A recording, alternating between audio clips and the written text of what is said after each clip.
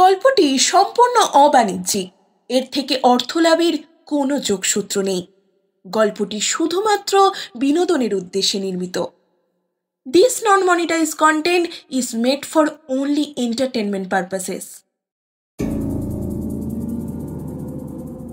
আজ আপনাদের জন্য লাইভ স্টুডিও ক্যাফের নিবেদন অদৃশ বর্ধনের শেষ প্রেতচক্র। অদৃশ বর্ধন জন্ম 1 ডিসেম্বর 1932 ও মৃত্যু 20 মে 2019 সালে। তিনি একজন বাঙালি লেখক, ঔপন্যাসিক ও অনুবাদক ছিলেন। অ্যাডভেঞ্চারের টানে জীবনে অনেক পেশার সাথেই যুক্ত ছিলেন, চাকরি, ব্যবসা ও সাহিত্য সাধনা। পরে নামী একটি প্রতিষ্ঠানের পারচেস ম্যানেজার পদে ইস্তফা দিয়ে পুরোপুরি চলে আসেন লেখার জগতে। বাংলায় বিজ্ঞান, কল্পবিজ্ঞান, অতীন্দ্রিয় জগৎ, অতিপ্রাকৃত, অনুবাদ ইত্যাদি লেখার ক্ষেত্রে অদৃশ বর্ধন অন্যতম স্বীকৃত নাম। আজকের গল্পটি আমরা নিয়েছি অদৃশ বর্ধন অলৌকিক অমনিবাস এই বইটি থেকে। প্রধান চরিত্রে রতিপ্রিয়, নন্দিনী ও মিসেস সামন্ত। শুরু হচ্ছে আজকের গল্প শেষ প্রেতচক্র।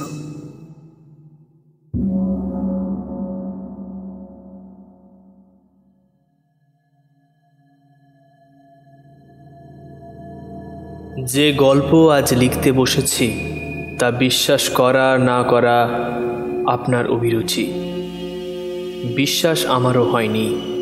তার প্রধান কারণ গল্পটা শুনেছিলাম চাণক্য চাকলাদারের মুখে ক্লাব রুমে। অহিফেনসবি চাণক্য প্রায় রোজই একটা না একটা গল্প শুনিয়ে আমাদের চিত্ত বিনোদন করেছে, কিন্তু কোনো গল্পই আমার মনে এতটা শিহরণ জাগায়নি যেমনটি জাগিয়েছে শেষ প্রেতচক্রের রোমাঞ্চকর কাহিনী।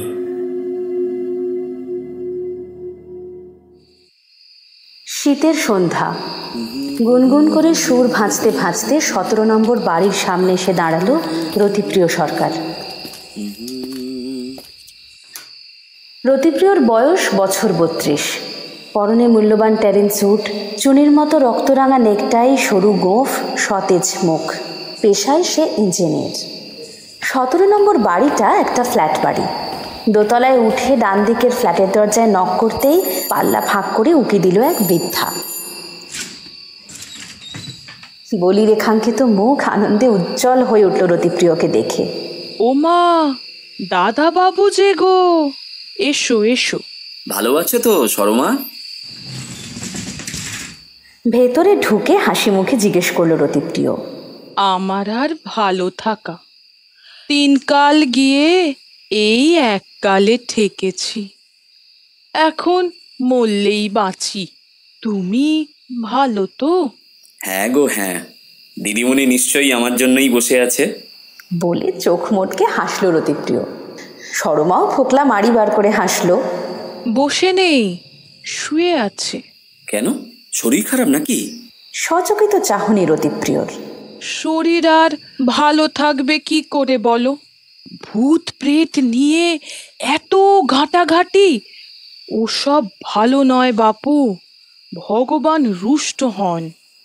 বৃদ্ধার কাঁধে হাত রেখে আশ্বাস দিয়ে রতিপ্রিয় বলে, খামোখা মেজাজ খারাপ করো না সরমা, আমি যখন এসেছি সব ঠিক হয়ে যাবে।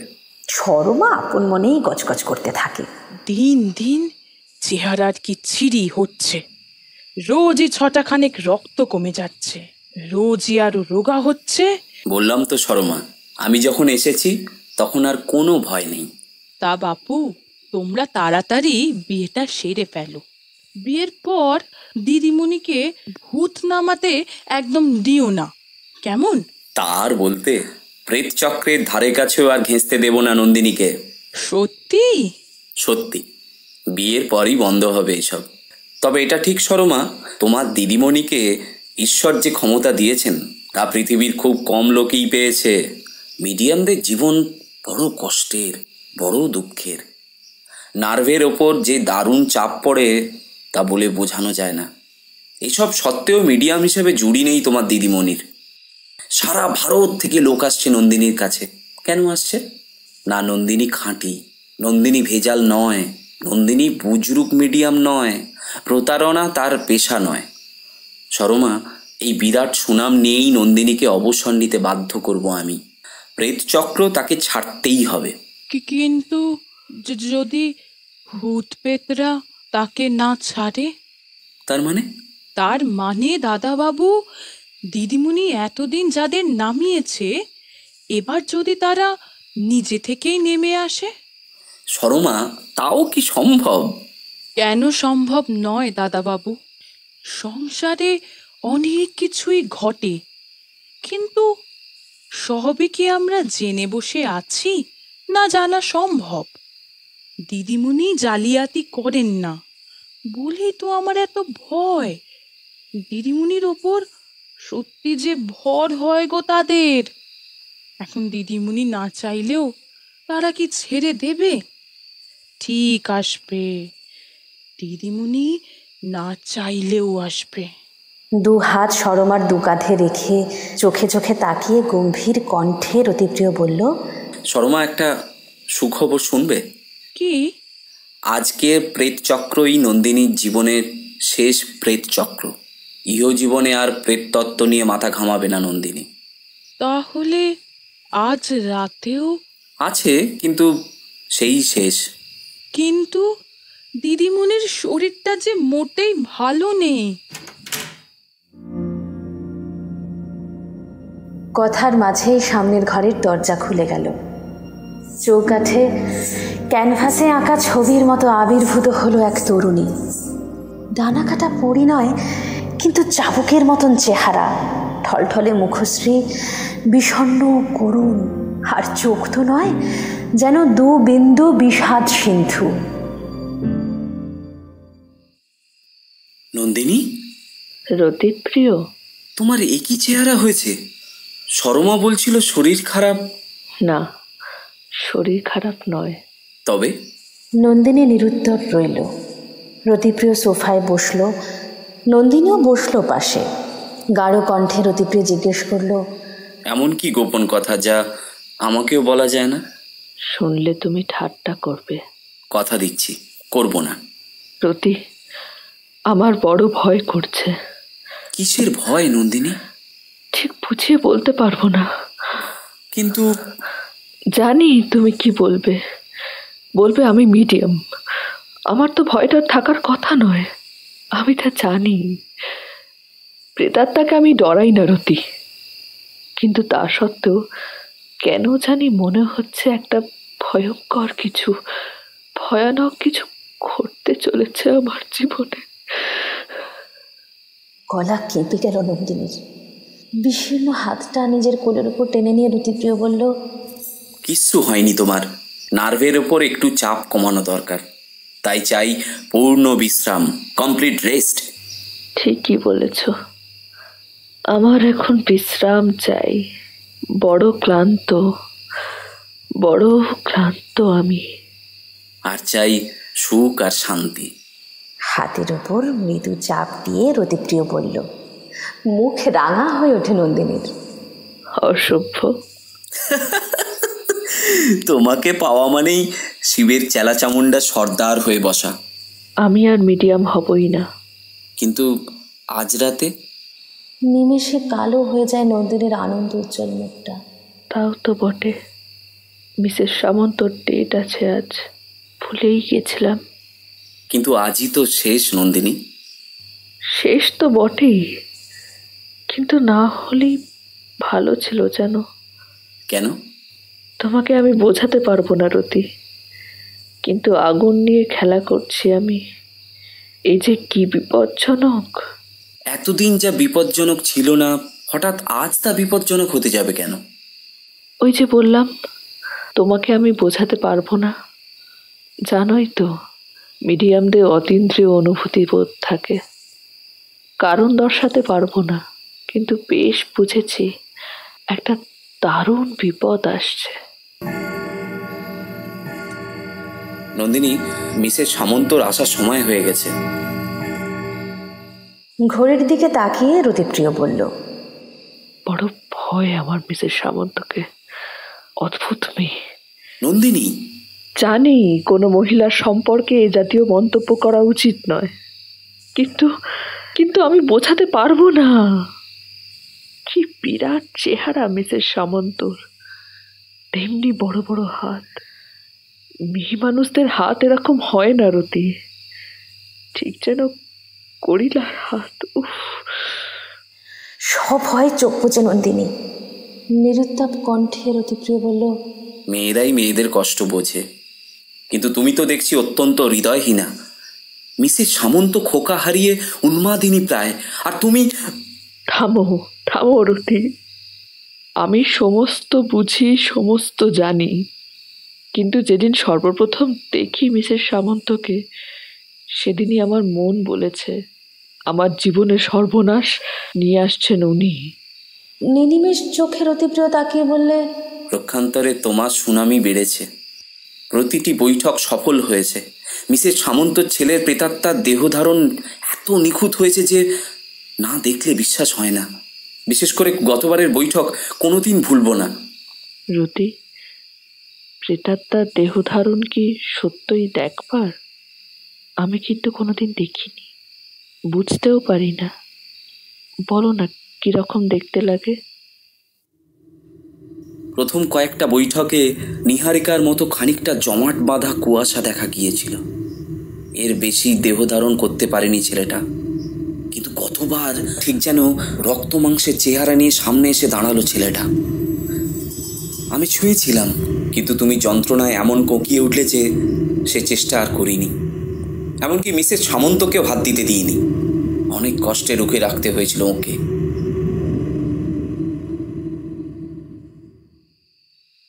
বলতে বলতে জানলার সামনে গিয়ে দাঁড়ালো রতিপ্রিয়। রতি, জ্ঞান ফিরে পাওয়ার পর সেদিন নিজেকে বড় অবসন্ন মনে হয়েছিল শরীরে যেন আর কিছু নেই, সমস্ত শক্তি নিঃশেষ হয়ে গেছে। রিস্টওয়াচের উপর চোখ বুলিয়ে নিয়ে রতিপ্রিয় বললে, মিসেস সামন্ত আজ লেট, বোধহয় আসবেন না। আসবেন ঠিকই, না এসে যাবেন কোথায়? নন্দিনী, তোমার কথা বলা উচিত নয়। ভুলে যেও না মিসেস সামন্ত মা। মাতৃত্ব যে কি জিনিস তা তুমি এখনো উপলব্ধি করনি। সন্তান হারার বেদনা তাই তোমাকে স্পর্শ করে না। তাছাড়া গতবার ছেলের প্রেতাত্মাকে সচক্ষে দেখার জন্য মিসেস সামন্ত যে টাকার বান্ডিলটা দিয়েছেন, তা এর আগে কেউ দিয়েছে কি? টাকায় আমার দরকার নেই, আজ আমার বসবার একদম ইচ্ছে নেই। রতি, মিসেস সামন্ত এলে হাঁকিয়ে দিতে পারবে না? ছি ছি নন্দিনী, তিনি যে সন্তান হারা মা। মা মা বেশ, তোমার কথাই সই। মায়ের আত্মার তৃপ্তির জন্যই আজ আমি বসবো, শেষবারের মতো হলেও বসবো। কিন্তু বলতে পারো রতি, কেই মিসেস সামন্ত? কোথায় থাকেন উনি? কি এর পরিচয়? নন্দিনী, তুমি উত্তেজিত হয়েছ, যাও যাও শুয়ে থাকো, বিশ্রাম নাও। একরকম জোর করেই নন্দিনীকে শোবার ঘরে পাঠিয়ে প্রেত বৈঠক কক্ষে এসে দাঁড়ায় রতিপ্রিয়। ঘরের মাঝ বরাবর ঝুলছে একটা কালো পর্দা, দরজা জানলাতেও কালো মখমলের পুরু পর্দা। নিরাভরণ কক্ষ, মাঝখানে খানকতক চেয়ার আর একটা টেবিল। টেবিলের ওপর জিপসি নাচের ট্যাম্বুরিন, কাঁসর শাঁখ আর একটা আরতির ঘণ্টা। ধূপদানে ধূপ গুজে দিচ্ছিল সরমা। রতিপ্রিয়কে দেখেই গোমরা মুখে বললে, আজকের রাতটা গেলে বাঁচি বাপু, শেষ হয় এই অনাচার। অনাচার কিসের সরমা? অনাচার না তো কি দাদা বাবু? ওই ওই দেখো, এলো বুঝি বুড়ি। হঠাৎ ঝনঝন করে বেজে উঠল দরজার কলিং বেল। একটু পরে সরমার পিছু পিছু প্রেতাবরণ কক্ষে এসে দাঁড়ালো বিশাল আকৃতি এক মহিলা। কালো ব্লাউজ, কালো শাড়ি, চোখ মুখ চিবুকে পুরুষের কাঠিন্য। নমস্কার করে রতিপ্রিয় বলল, বসুন মিসেস সামন্ত। নন্দিনী এলো বলে। ওর আবার আজ একটু শরীর খারাপ। ঝটিতি প্রশ্ন করলেন মিসেস সামন্ত। কিন্তু উনি আজ বসবেন তো? নিশ্চয়ই বসবে। স্বস্তির নিঃশ্বাস ফেলে একটা চেয়ারে দেহভার ন্যস্ত করলেন মিসেস সামন্ত। যেন স্বগতোক্তি করছেন এমনভাবেই বললেন, সিয়াজ যে আমার কি ভালো লাগে তা আমি বলে বোঝাতে পারবো না। খোকা আসে, আমার সামনে দাঁড়ায়, ইচ্ছে করলে তাকে ছোঁয়াও যায়। ও কাজটি করতে যাবেন না। কেন? মিডিয়ামে সাংঘাতিক অনিষ্ট হয়ে যেতে পারে, এমনকি মৃত্যু হওয়াও বিচিত্র নয়। কিন্তু কেন? প্রেতাত্মার দেহধারণ সম্বন্ধে আপনি কিছুই জানেন না দেখছি। প্রেততত্ত্বের এই মেটেরিয়ালাইজেশনের একটা বৈজ্ঞানিক ব্যাখ্যা আছে। পরিভাষা বাদ দিয়ে সোজা করে বলছি, মূর্ত হতে হলে, অশরীরীকে শরীর ধারণ করতে হলে রক্ত মাংসের দেহগত খানিকটা উপাদান তার প্রয়োজন। এই উপাদান আসে মিডিয়ামের দেহ থেকে। সোজা কথায় ধার নেওয়া হয়। আপনি তো দেখেছেন, প্রেতাবিষ্ট হলে মিডিয়ামের ঠোঁটের ফাঁক দিয়ে একটা স্বচ্ছ বাষ্পের মতো পদার্থ স্রোতের আকারে বেরিয়ে আসে। এই কুয়াশায় জমাট হতে হতে প্রেতাত্মার শরীর হয়ে দাঁড়ায়। এই যে এক্টোপ্লাজম, আমরা বিশ্বাস করি এই জিনিস আসলে মিডিয়ামের দেহস্থ উপাদান। ওজন টোজন করে, অনেক পরীক্ষা নিরীক্ষা করে এই থিওরি আমরা একদিন প্রমাণ করবই। কিন্তু এক্সপেরিমেন্টের প্রধান অন্তরায় হয়ে দাঁড়িয়েছে মিডিয়াম স্বয়ং। কারণ দেহধারণের সময় তার যে কষ্ট, যন্ত্রণা, তা ভাষায় বর্ণনা করা যায় না। সেই সঙ্গে রয়েছে নিদারুণ বিপদের ঝুঁকি। কেননা এক্টোপ্লাজমে গড়া প্রেত মূর্তিকে কেউ খামচে ধরলেই হয়তো তৎক্ষণাৎ মারা যেতে পারে মিডিয়াম।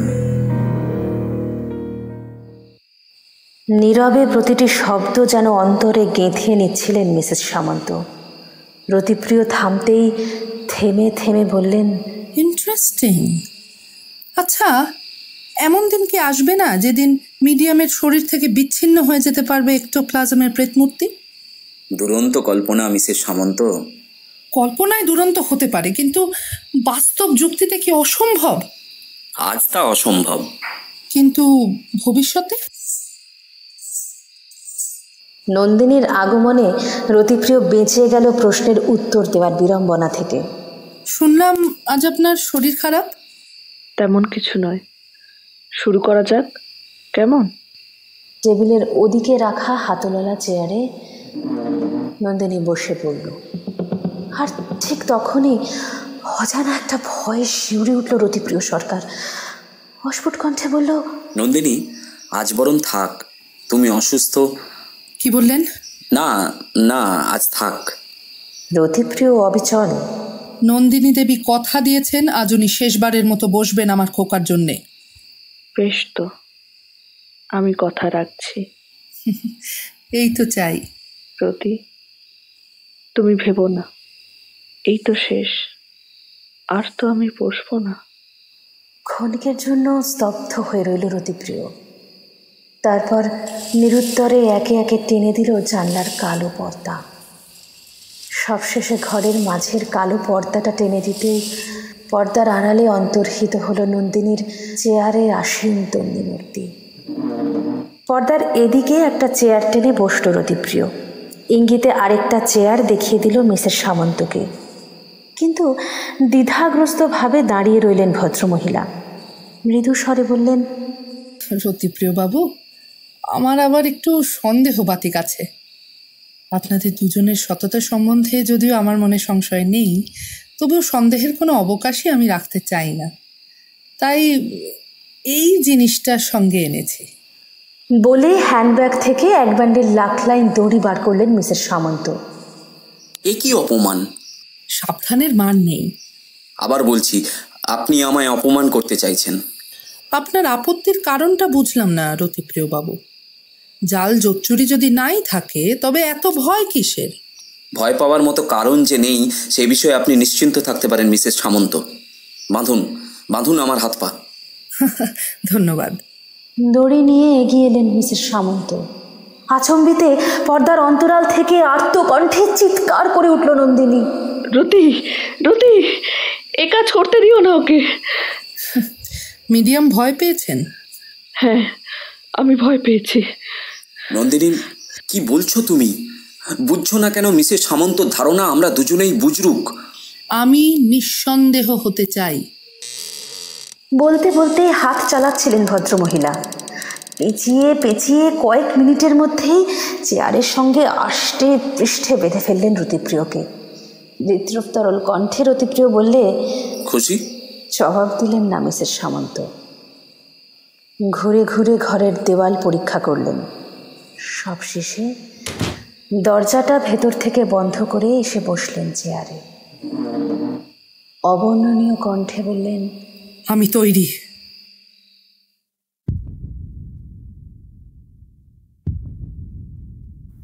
একটির পর একটি মিনিট কাটে। পর্দার আড়াল থেকে নন্দিনীর শ্বাস প্রশ্বাস ক্রমশ মন্থর থেকে মন্থরতর হয়ে ওঠে। অপরিসীম কষ্টে যেন শ্বাস রোধ হয়ে আসতে চাইছে তার। শেষে একেবারে মিলিয়ে যায় নিঃশ্বাস নেওয়ার শব্দ। তার বদলে শোনা যায় গোঙানি। তারপর তাও ক্ষীণ হতে হতে এক সময় স্তব্ধ হয়ে যায়। কিছুক্ষণ অসহ্য নীরবতা। হঠাৎ ঝনঝন করে বেজে উঠল ট্যাম্বুরিন। টেবিল থেকে মেঝেতে ছিটকে পড়লো কাঁসরটা। অপার্থিব কণ্ঠে কলখল করে কে যেন একটা হেসে উঠল। একবার, দুবার, তিনবার দুলে উঠল কালো পর্দা, ঠেলে ঢুকে গেল ভেতরের দিকে। পর্দা ফাঁক হয়ে যেতেই চোখে পড়ল মিডিয়ামের দেহাংশ। বুকের উপর মাথা রেখে মরার মতো আড়ষ্ট তার দেহ, আর ঈষৎ উন্মুক্ত অধরষ্টের ফাঁক দিয়ে বেরিয়ে আসছে ফিতের মতো সরু একটা কুয়াশা স্রোত। ধীরে ধীরে ঘনীভূত হচ্ছে কুয়াশা। দানার উপর দানা জমে শূন্যের মধ্যে গড়ে উঠছে এক অলৌকিক মূর্তি, অনতি দীর্ঘ কিশোর মূর্তি। খোকা, আমার খোকা। উচ্ছ্বাসে ভাঙা গলায় ফিস ফিস করে বলে উঠলেন মিসেস সামন্ত। বিস্মিত হয়ে তাকিয়েছিল রতিপ্রিয়। প্রেতাত্মার এরকম দেহ ধারণ সে ইতিপূর্বে দেখেনি। অস্পষ্ট দেহটা আরো ঘন হচ্ছে, আরো স্পষ্ট হচ্ছে। অসম্ভব, অবিশ্বাস্য, যেন রক্ত মাংসে গড়া এক কিশোর দাঁড়িয়ে তার সামনে। মা মা মা নরম সুরে ডাকে কিশোর কণ্ঠ। খোকা, আমার খোকা। আবেগরুদ্ধ কণ্ঠে বললেন মিসেস সামন্ত। পরক্ষণে চেয়ার থেকে অর্ধেক উঠে জলজলে চোখে তাকিয়ে দেখেন শরীরে প্রেতের দিকে।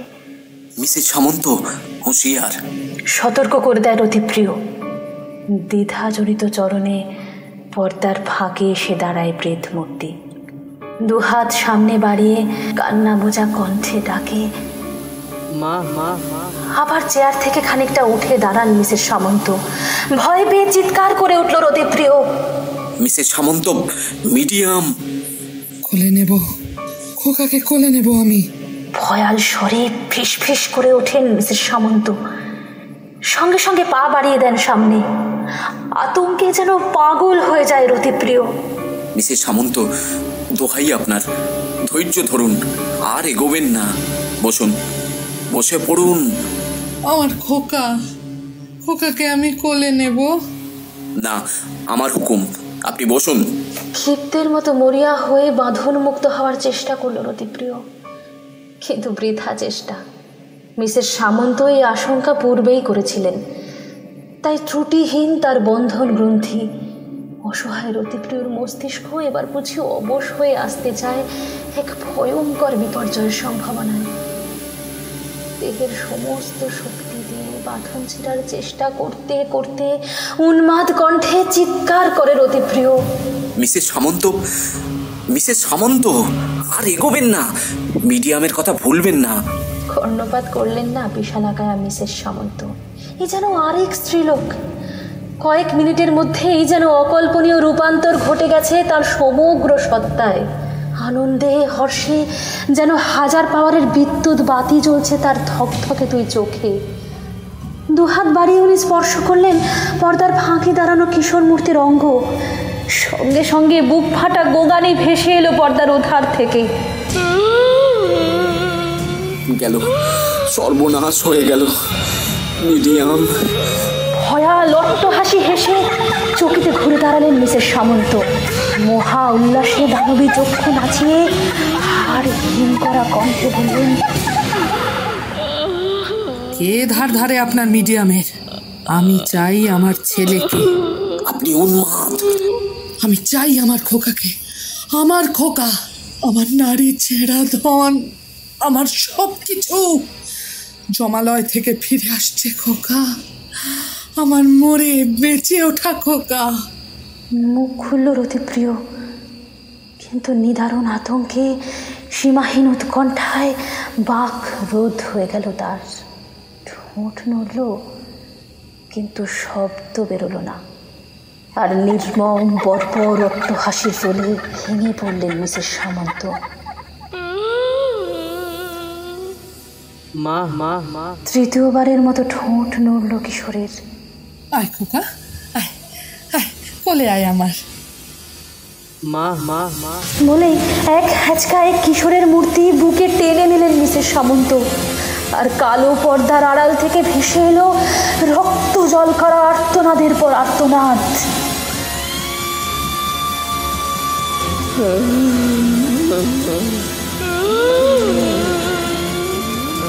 নন্দিনী, নন্দিনী। আত্মচিৎকার বেরিয়ে আসে রতিপ্রিয়র বুকের অন্তঃস্থল থেকে। সেই মুহূর্তে অস্পষ্ট বিদ্যুৎ রেখার মতো সাপ করে পাশ থেকে বেরিয়ে গেল মিসেস সামন্তর বিশাল দেহ। খটাং করে খুলে গেল দরজার ছিটকিনি এবং সিঁড়ির ওপর দিয়ে নেমে গেল দ্রুত ধাবমান পদশব্দ।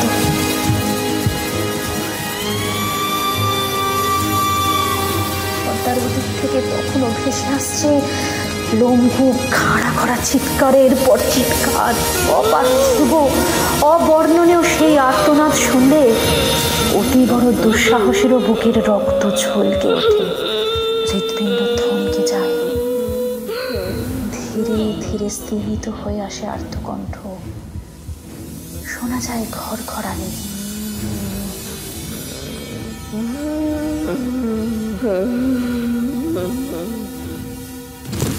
তারপরে ধপ করে একটা দেহ আছড়ে পড়ে মেঝের ওপর। ঠিক এই মুহূর্তে অসাধ্য সাধন করল রতিপ্রিয়। দেহের প্রতিটি অণু পরমাণুর সম্মিলিত শক্তির এক প্রচণ্ড হ্যাঁচকা টানে পটাং করে ছিঁড়ে গেল বন্ধন রজ্জু। ছিঁড়ে ছেঁড়া ধনুকের মতো ছিটকে লাফিয়ে উঠতেই দরজার কাছ থেকে ভেসে এলো সরমার ভয়ার্ত কণ্ঠ। নন্দিনী, নন্দিনী। পর মুহূর্তে দুজনেই একসাথে ছুটে গেল পর্দার সামনে। এক টানে পর্দা সরিয়ে পাথরের মূর্তির মতো দাঁড়িয়ে গেল রতিপ্রিয়। অসম্ভব সেই দৃশ্য দেখে নিজের চোখকে যেন বিশ্বাস করতে পারছিল না রতিপ্রিয়। রক্ত, রক্ত, শুধু রক্ত। আর থই থই রক্তের মাঝে অস্বাভাবিক ভঙ্গিমায় দুমড়ে শুয়ে একটা রক্তশূন্য দেহ, যে দেহের সঙ্গে রতিপ্রিয় সরকারের পরিচিতা কোনো নারীর কোনো সাদৃশ্য নেই। কারণ এ দেহ নন্দিনীর দেহের অর্ধেক। কি এক অলৌকিক পন্থায় গুটিয়ে শুকিয়ে এতটুকু হয়ে গেছে সুন্দরী নন্দিনীর একদা তন্নি দেহ।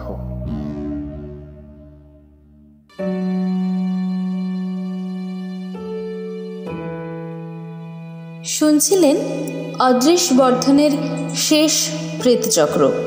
গল্প পাঠে ও গল্পের সূত্রধর আমি দেবিকা এবং সৌম্য। রতিপ্রিয়র চরিত্রে ত্রিগুণা, নন্দিনীর ভূমিকায় আদ্রিতা, মিসেস সামন্ত মধুরিমা, সরমার চরিত্রে শতরূপা এবং অন্যান্য চরিত্রে সৌম্য। পর্ব পরিচালনায় টিম লাইভ স্টুডিও ক্যাফে। আবহ ও ধ্বনি পরিকল্পনায় অ্যাস্টেরিক্স। অলঙ্করণ অরুণ মণ্ডল। অলঙ্করণ সম্পাদনা শপথ Das. Poster art and design Abhijit. আপনাদের ভালোবাসা আর সহযোগিতায় আজ আমরা এত দূর পৌঁছতে পেরেছি। গল্পটি আপনাদের ভালো লাগলে অবশ্যই লাইক ও শেয়ার করবেন এবং আপনাদের মতামত আমাদের কমেন্টে অবশ্যই জানাবেন। আমাদের চ্যানেলটি অবশ্যই সাবস্ক্রাইব করুন আর আমাদের ফলো করুন ইনস্টাগ্রাম ও ফেসবুকে। আশা করি এইভাবেই আপনারা আমাদের পাশে থাকবেন। খুব তাড়াতাড়ি আবার ফিরছি আরও একটি গল্প নিয়ে। তাই শুনতে থাকুন লাইভ স্টুডিও ক্যাফে। ধন্যবাদ।